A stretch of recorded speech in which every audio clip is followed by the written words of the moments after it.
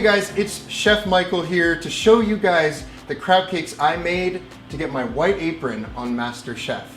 Look, not only are these crab cakes super easy and super simple to make at home, but Gordon Ramsay did say they were one of the top 10 crab cakes he's ever had in the world. And you'll be surprised at how few ingredients actually go into them. And you know, that's really how I cook. I think good food should not be complicated. You can use really good quality ingredients and make something beautiful out of it. And truth be told, these are ingredients you find at any grocery store. So look, let's get started. Again, you're gonna be surprised at how simple this recipe is and how few ingredients go into it. So the first thing we're gonna do is make the sauce. Now on the show, I made a very simple, basically an elevated tartar sauce, or in this case, it's a caper and cornichon pickle remoulade. Again, it's just a fancy way of saying tartar sauce, but it's so delicious and it sounds a lot fancier when you call it remoulade.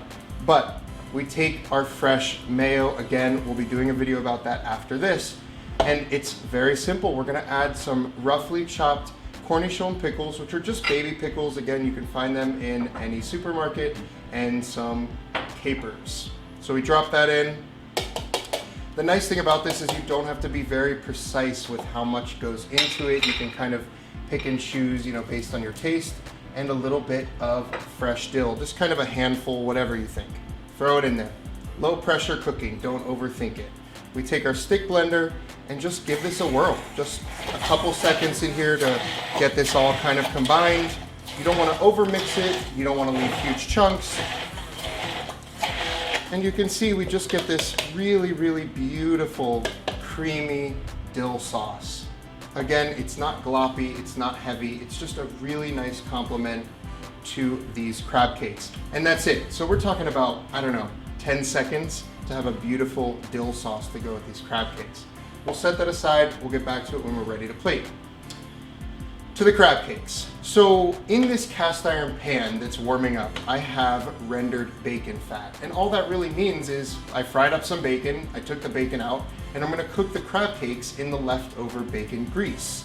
Again, this is a natural fat. Instead of using a processed oil, we're actually just deriving those natural fats from the bacon. Not only is it healthier, but let me tell you, the bacon fat gives these crab cakes a very unique and, you know, smoky taste. So it's a big part of this recipe. Don't skip this step. Plus you end up with a big plate of bacon that you can kind of snack on. So you really can't go wrong with this. So just get a big bowl, and you're gonna need to find some beautiful lump crab meat. If you can find the stuff like this that's not in a can, you're in much better shape. But again, you can use canned crab meat, especially if it's from the United States. You want to try to find that good local blue crab, especially from Maryland. A lot of the crab that you can find in the cans comes from Thailand or other parts of the world that, to be honest, it's a much lower quality crab, and you can taste it. There's certain times when, you know, you want to spend those few extra dollars just to get, you know, that really nice flavor and not as much fishiness. So with the crab meat, we're just gonna add a little bit of the mayo. Again, this is the same mayo I made a couple minutes ago from scratch. I just took off 2 tablespoons of it before I added the capers. So we're gonna add that right into the bowl.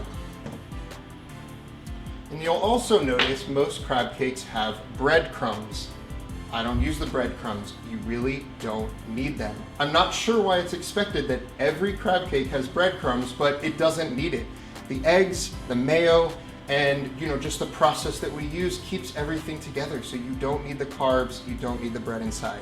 So we're gonna add 2 eggs to the mayo and the crab meat. Then we're just gonna add a little bit of Dijon mustard.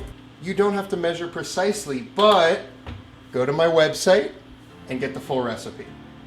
Okay, so eggs, crab cake, homemade mayo, little bit of Dijon mustard, that's 4 things. Last ingredient number 5 is Old Bay. You cannot skip this. Now, every supermarket in the country sells it. It's a classic seasoning. It also happens to come from my home state where I was born in Maryland. And it's just the most perfect seasoning with crab. That's what it was designed for. You have to find it. If your supermarket does not have Old Bay, you can get away with a Cajun seasoning. So, just 1 tablespoon of Old Bay, and that's it. 5 ingredients. Mix that up, get it nice and blended, and we're gonna fry them up in that bacon fat. You don't want to over stir the mix because you want some of those crab chunks to remain. You can see here we have a nice beautiful crab mix. It got a nice golden color from the Old Bay and it's packed with flavors. Very simple, it's time to fry. You can see my cast iron is smoking hot, and a little trick that I like to use to get that perfect sized even crab cakes every time is I use a little measuring cup. In this case, I'm using 1/3 of a cup. If you want to go a little bigger with your crab cakes, go to 1/2. If you want little tiny crab cakes, say for a party, use that 1/4 cup. So I'm just going to scoop out 1/3 of a cup of this crab mix. You don't have to do anything perfect with it, but at least you know you're getting the same amount, and carefully drop that into the pan and just repeat. I like to go in a circle as I add it to the pan so I can kind of keep track of which crab cake is going to need flipping first, and I stay in that order. Again, crab cake number 2. Crab cake number 3. And number 4. Now you can cook this in multiple rounds. If it all doesn't fit in your pan, you should be able to get somewhere between 8 to 10 crab cakes out of that 1 pound container of crab meat. So you do get a substantial amount. You only really eat 1 to 2 per person. They look beautiful frying in that bacon fat. We're just gonna let those cook kind of like a steak. You don't want to mess with it at all. We're just gonna let these cook for about, I don't know, maybe 1 to 2 minutes. Get nice and golden brown on one side, and then we're just gonna turn them over very gently to the other side. Okay, these are looking about ready to flip. So just carefully with a fish spatula, you're gonna just turn them over. Very simple. And you see that nice golden color? That's what you're looking for.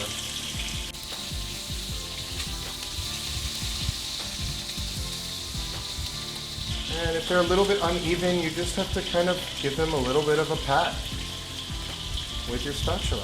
We're just gonna cook the other side for about 2 more minutes. Okay, these are looking actually beautiful. Nice kind of golden brown color, and that's really it. So we're gonna take those off the heat, and it's time to plate. Let's just plate these up really, really simple today. So we got a nice, beautiful plate. Take your sauce, and we're just gonna give these a nice swipe. Nice, beautiful swipe of our caper sauce. And we're gonna take our crab cake, set one right there in the center. Maybe one more leaning off to the side. Do it again. Perfect for a date night. And right there in the center. And if you want, you can actually garnish this with a little bit of lemon, lime, or, it really doesn't need anything. It's so simple. And really, that's it. Just a really beautiful crab cake, a nice caper dill sauce, and if you wanted to put it with some beautiful grilled vegetables, you can certainly do that, but these are so, so, so delicious on their own. They're also perfect for a party if you wanted to make a platter of them and have the sauce on the side. But there you have it, the crab cakes I made for Gordon on MasterChef, and now you can make them at home. Hey guys, thank you so much for tuning into my first video. Please do me a huge favor and subscribe. I'm gonna be doing tons more video content, and it really means a lot to have your support. So thank you so much, and I'll see you guys soon. Bye.